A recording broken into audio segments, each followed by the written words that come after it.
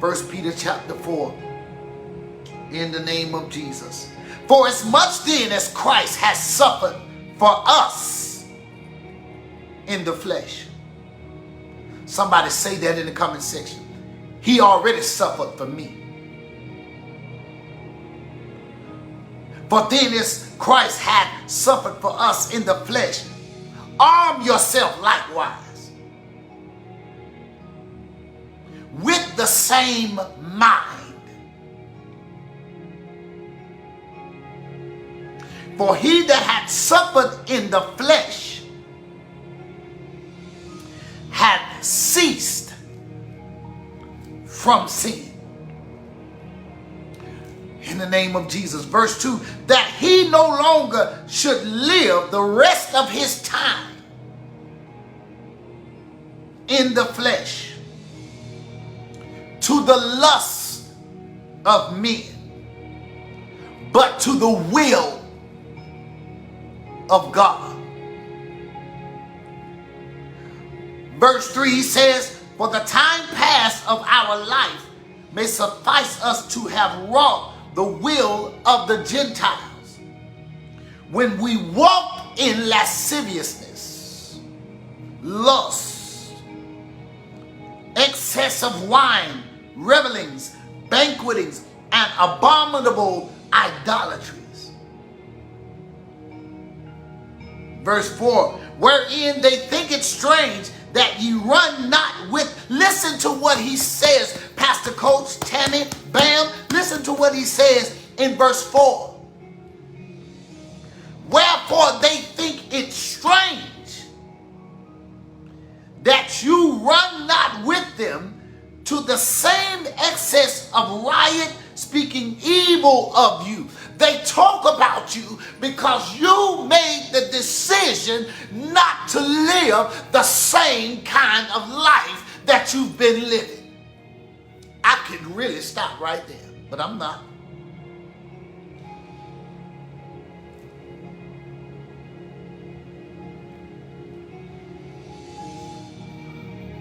Pastor Coach, Tammy, Bam, man, I'm trying to keep myself at a level because this thing been blessing me since 12 o'clock noon yesterday. Listen at me.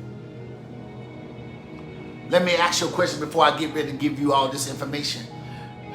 How many of you, and I know it's about 4 of you right now, in the name of Jesus, right now you're under attack by humanity. It ain't even the enemy.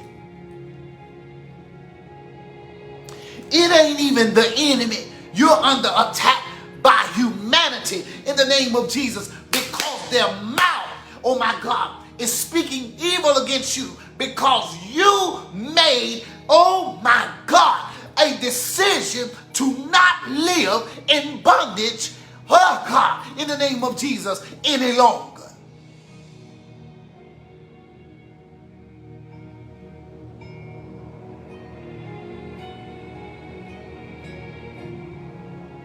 At this stage in your life, you came to discover that what I have been experiencing by way of my choices has not benefited me.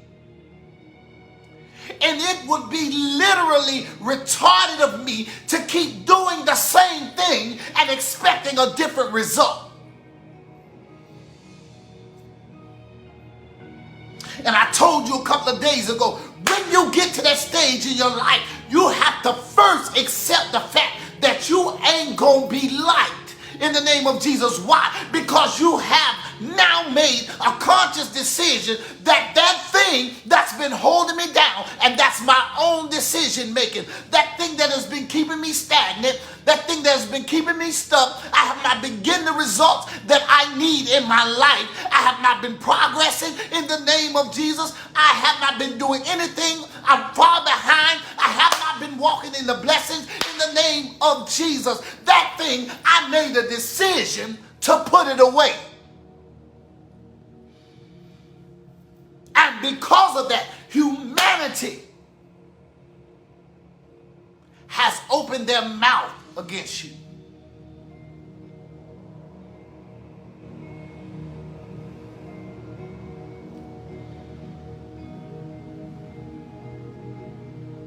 Do know? Do you know that when people despise your decision making, they literally don't have to open their mouth? You can be in their presence and you can feel the tension because they are looking at you turning into somebody that you have never been before.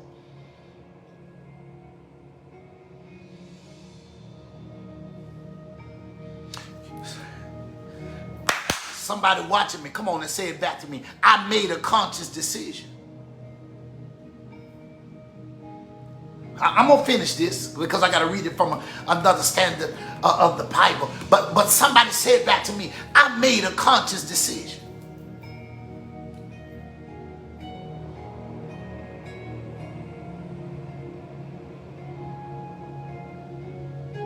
I made a conscious decision that I'm not going to live a status quo mediocrity, a lifestyle of mediocrity when God has promised me in Him a better life. I made a conscious decision.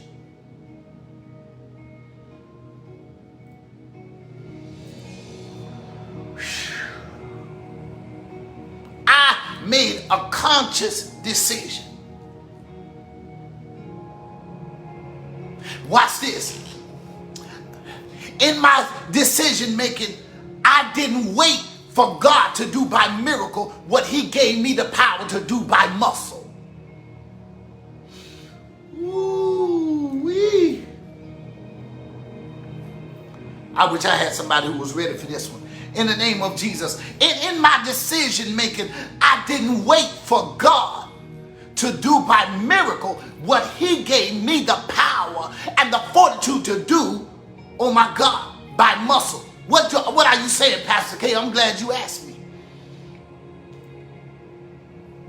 We're waiting on God to snatch stuff away when God said, that's not my responsibility. That's your responsibility.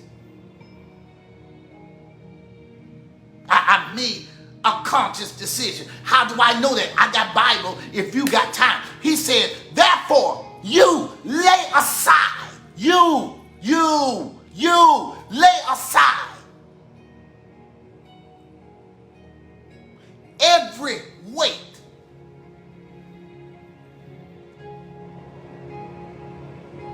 and the sin that so easily beset you. I made a conscious decision, and I don't care if you're mad. I don't care if you're frustrated in the name of Jesus. I don't care if you don't like me. I don't care if you feel some kind of way about me. You don't have to live my life. You ain't got to answer to God on my behalf in the name of Jesus. And I ain't got to wait to get to heaven to enjoy my life. I made a conscious decision in the name of Jesus that those things that are hindering me from walking in the promise, I lay them aside.